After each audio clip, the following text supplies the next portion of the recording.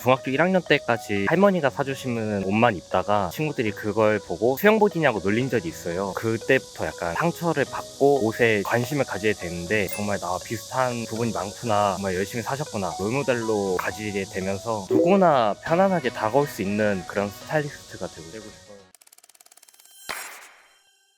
안녕하세요. 반갑습니다. 저를 만나려고 인천까지 찾아왔습니다. 간단하게 자기소개 한번 부탁드릴게요. 서울에서 학교 다니고 있는 고등학교 2학년 김유빈이라고 합니다. 사실 유빈 씨가 DM도 보내고 고민 같은 것도 이야기를 많이 하면서 저를 약간 롤모델이라고 하더라고요. 어떤 사연이 있었는지. 제가 우선 중학교 1학년 때까지 할머니가 사주시는 옷만 입다가 친구들이 그걸 보고 수영복이냐고 놀린 적이 있어요. 그때부터 약간 상처를 받고 옷에 관심을 가지게 되는데 유튜브를 찾아보면서 우연히 깡님이 고등학교 때부터 어떻게 지금까지 오게 된 영상을 보게 된 적이 있어요. 정말 나와 비슷한 부분이 많구나, 정말 열심히 사셨구나, 롤모델로 가지게 되면서 지금까지 오게 된 것 같아요.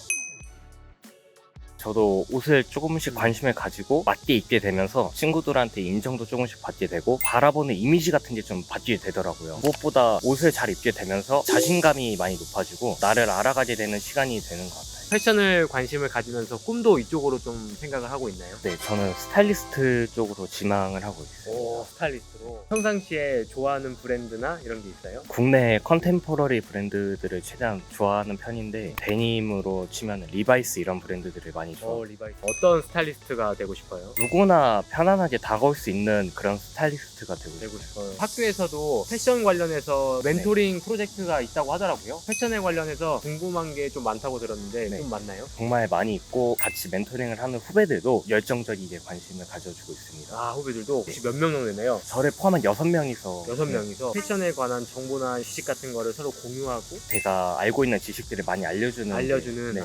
지금은 거의 학생들을 위해서 꿈을 키워주고 있는 거랑 마찬가지네요. 네. 질문들을 많이 보내줬었는데 스타일리스트가 되려면 어떤 학과를 나오는 게 좋은지, 사실 학과가 중요하다고 말씀드리고 싶진 않아요. 그래도 관련 학과를 나오면 좀 수월한 면이 있겠죠. 왜냐면 같은 전공이나 같은 유들을 공부를 하기 때문에. 일반적으로는 뭐 스타일리스트 학과나 패션 디자인 학과, 패션 마케팅 이런 쪽에서 공부를 한다면 스타일리스트를 하는데 도움이 될 거라고는 생각은 합니다. 그렇지만 꼭 정해져 있진 않다는 거. 예를 들어 미술을 하다가 건축 일을 하다가 스타일리스트로 전향하는 경우도 있어요. 노력을 한다면 누구나 될 수 있는 거. 근데 필요하다면 공부가 필요하긴 하겠죠. 기업이나 취직을 하게 될 경우엔 학벌이나 언어적 능력 이런 것들이 필요할 수 있기 때문에 그거에 따라 좀 달라질 것 같습니다. 스타일리스트라는 건 현장에서 배우는 경험, 실무가 훨씬 더 중요하다고 생각해요. 오히려 몸으로 부딪혀고 일하는 게 더 빨리 성장하고 배우는 길이 아닐까. 이런 질문이 있었어요. 유료학과를 가려면 미술이랑 생명과학을 꼭 들어야 하는지. 제가 어떤 학교를 가는지를 모르기 때문에 과목에 대해서 정확하게 이야기를 해드리긴 좀 어려울 것 같아요. 근데 예를 들어 유료학교에 도움이 되는 부분이라고 한다면 차라리 요즘 시대에는 미술 이런 것보단 홍보나 패션 마케팅, 상품 기획 이런 쪽에 공부를 하는 게 더 도움이 많이 되는 것 같아요. 미술이나 생명과학 좋아요. 학교를 들어가려면 필요한 부분일 수 있어요. 근데 실무적인 부분으로 생각을 한다면 차라리 소재 이런 부분에 공부를 하는 게 도움이 좀 많이 될 수 있다고 생각해요. 스타일링을 할 때 주로 어떤 경로로 옷을 구하는지 가장 중요한 능력 중 하나라고 생각해요. 예를 들어서 연예인이고 가수예요. 가수가 무대 의상을 스타일링을 할 때 어떤 옷이면 좀 좋을 것 같아요? 화려한 옷이 화려해야겠죠. 네. 왜냐면 조명과 무대 배경이 화려하니까 옷도 그에 묻히지 않으려면 화려해야 되겠죠. 아마 백화점 가보면 알겠지만 엄청 화려한 옷이 많지는 않아요. 그렇게 될 경우에 협찬이나 백화점에서 구입을 하기도 하지만 때로는 옷을 제작을 하기도 해요. 리폼을 하기도 하는 거죠. 같은 가죽 자켓이라고 할지라도 좀 더 화려한 느낌을 내기 위해서 페인팅을 더한다던가 술을 더한다던가 스타드를 박는다던가 이런 식으로 화려함을 넣을 수 있는 의상 제작도 하게 되는 거예요. 가수면 가수, 일반인이면 일반인, 의사면 의사. 직업과 가야 되는 장소에 따라서 어떤 브랜드 스타일링이 들어가야 되는지 아는 거 굉장히 중요한 거거든요. 그리고 빠른 시간 안에 그걸 해내야 돼요. 한 명 스타일링 하는데 몇 달간 시간을 주지 않잖아요. 일주일, 뭐 3일, 적게는 하루 시간을 준단 말이에요. 머릿속에 이렇게 하려면 어디에 가야 되는구나, 어디에 가면 이런 옷이 있겠구나, 이런 정보들을 많이 알고 있어야 되는 거죠. 저는 가장 중요한 부분이라고 생각합니다. 스타일리스트 중에 유학파도 많고 국내에서 공부하는 것도 많고 근데도 성공하기 힘들다는 이야기를 들었다. 동의하는지. 동의를 하는 부분은 해외에서 공부를 해서 좋다? 이런 것보다 스타일리스트 성공하는 사람들을 보면 몇 가지 부류가 있어요. 첫 번째는 감각이 정말 좋거나 부모님이 패션 쪽에서 영향력이 있거나 직업을 가지고 계셔서 자연스럽게 인맥이나 인프라들을 얻을 수 있는 사람들, 이런 사람은 쉽게 성공하는 것 같고 진짜 돈이 많은 집안. 왜냐면은 이제 옷을 스타일링 하게 되면 되면 초반에는 가까운 연예인도 없고 협찬받기도 어렵다 보니 스타일링 하는데 한계가 있거든요. 진짜 돈이 많은 집은 그런 옷들을 다 사서 유니크한 스타일링을 할 수 있으니까 이런 사람들이 잘 되는 경우도 있더라고요.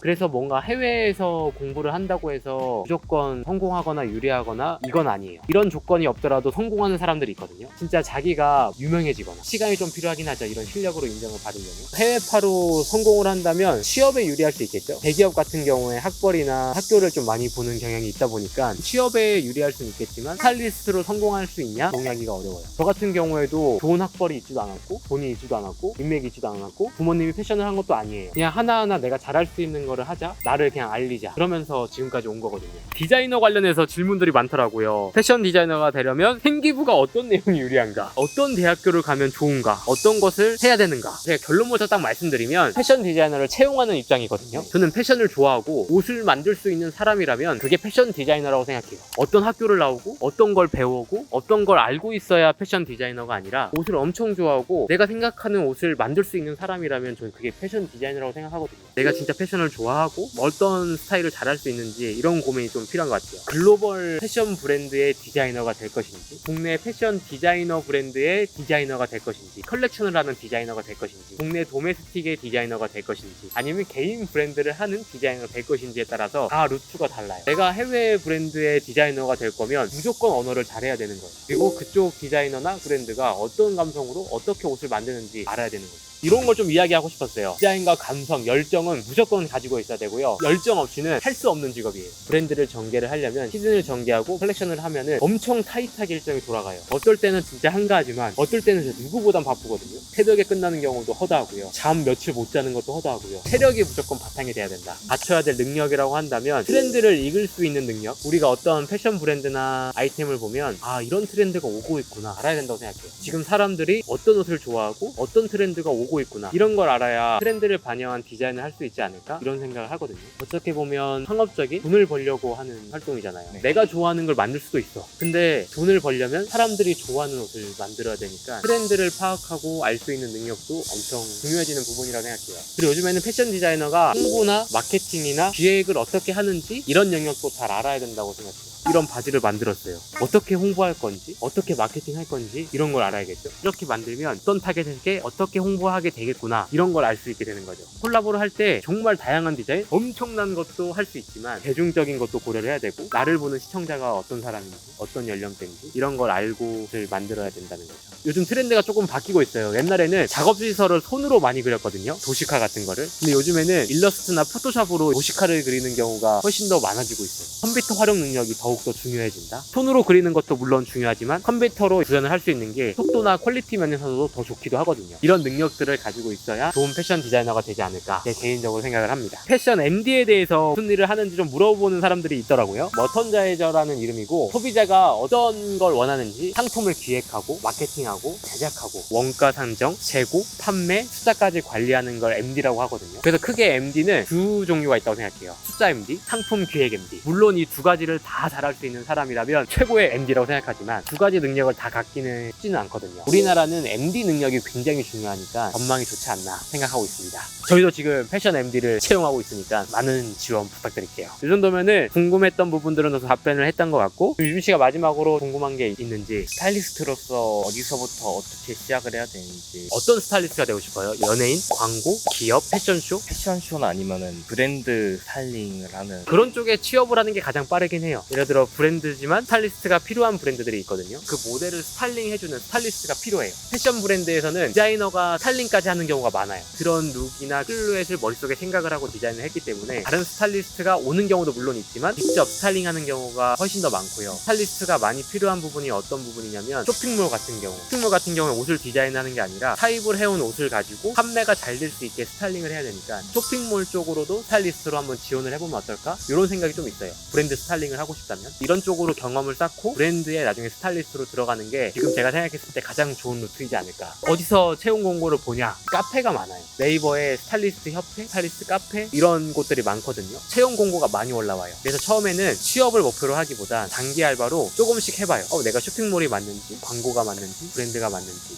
내가 이런 쪽을 재밌어 하는구나, 난 여성복에 소질이 있네, 이런 걸 알려면 아르바이트나 단기로 좀 많이 일해보는 게 중요합니다. 힘든 과정을 극복하게 된 가장 큰 원동력이 뭔지 궁금해요. 제 이야기를 하면은 시골에 있었거든요. 아버지가 보증을 잘못 쓰면서 제주도에서도 완전 시골에 살았어요. 교육을 위해서 중학교 때부터 시내에 다니게 됐는데 초등학교 때만 하더라도 내가 옷을 못 입는지도 몰랐고 어디가 못나거나 이런 사람이 아니라고 생각했거든요. 근데 중학교에 딱 가니까 키도 작고 축구에서 엄청 타가지고 얼굴도 새까맣고 돈도 없고 매일 똑같은 옷 똑같은 신발만 신고 다니고 하다 보니까 친구들이 싫어할 수밖에 없겠구나. 그래서 나도 한번 꾸며볼까? 왜냐면은 그때 흔히 말하면 잘 나가는 친구들 옷을 잘 입더라고요. 옷을 한번 입고 꾸며보니까 친구들이 말을 걸어. 그거 어디서 샀어? 어떻게 입는 거야? 하면서 쇼핑을 같이 가자고 하더라고요. 그러면서 친구가 생겼어요. 쇼핑 같이 가자고 하면서. 저는 그때 잘 모르긴 했거든요. 몰랐지만 쇼핑 옷 골라주고 하는 게 너무 재밌었어요. 그러다 보니까 내가 더 잘 알고 싶어서 공부를 하기 시작했고 친구들보다 훨씬 더 잘 알기 시작하니까 그때부터 자신감이 많이 생겼던 것 같아요. 그리고 저는 뭐 헤어나 이런 쪽에 관심도 많았거든요. 소풍 갈 때 다 저희 집에 와서 제가 왁스로 머리 다 발라줬어요. 코디까지 해주고. 그러니까 자존감이라고 해야 되나? 이런 걸 내가 잘할 수 있구나. 그리고 나서 꾸미고 옷을 입기 시작을 했을 때 길거리 캐스팅도 몇 번 당했어요. 이게 잘생겨서 뭐 이런 게 아니라 스타일이 좋아서.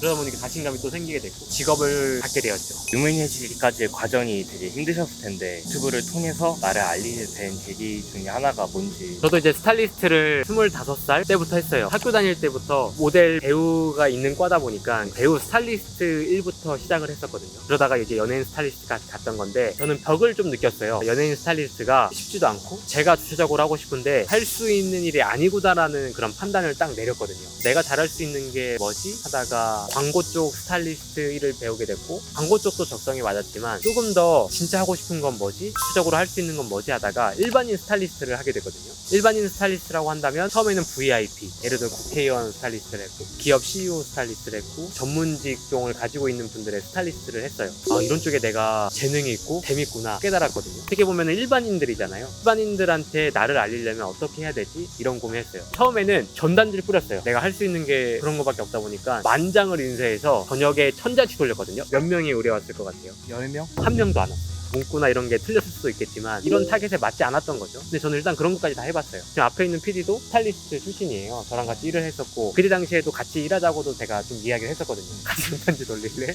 아 그럼 내가 나를 어떻게 알리지? 하다가 했던 게 유튜브였어요. 유튜브 영상으로는 알고 있는 지식과 이런 것들을 폭넓게 많은 걸 전달할 수 있겠구나라고 생각했어요. 전단지에는 내가 알고 있는 많은 지식을 담기는 어렵잖아요. 종이 한 장에는. 근데 영상은 길기 때문에 나는 어떤 능력을 가지고 있고 어떤 게 중요하고 어떻게 해야 되는지 이런 거를 말할 수 있는 유튜브를 시작을 하게 된 거죠. 패션 유튜버가 되자 이런 생각이 아예 없었어요. 내가 하고 있는 스타일리스트 1의 홍보 창구로 사용을 하자. 고객님들 사연을 가지고 좀 이야기를 하는 그런 걸 시작을 했어요. 그러다 보니까 거짓말 안 치고 고객들이 엄청 늘어났어요. 가격 단가까지 낮췄어요. 왜냐면 원래는 VIP 상대다 보니까 가격대가 높았었지만 일반인 상대로 하다 보니 진입장벽을 낮추기 위해서 가격대까지 낮춰서 했거든요. 그러면서 보람찾기도 하고 너무 재밌었어요. 근데 지금은 왜 스타일리스트 일을 안 하냐라고 했을 때 내 몸이 하나다 보니까 많은 사람들을 스타일링 하기에는 물리적으로 한계가 있었고 유튜브는 어떻게 보면 모두의 스타일리스트잖아요. 모두의 스타일리스트가 되자라고 생각을 해서 모두의 스타일리스트로 일을 하고 있다고 생각합니다. 저처럼 꿈을 가진 고등학생 친구들이 많은데 힘이 될 수 있는 말 한마디.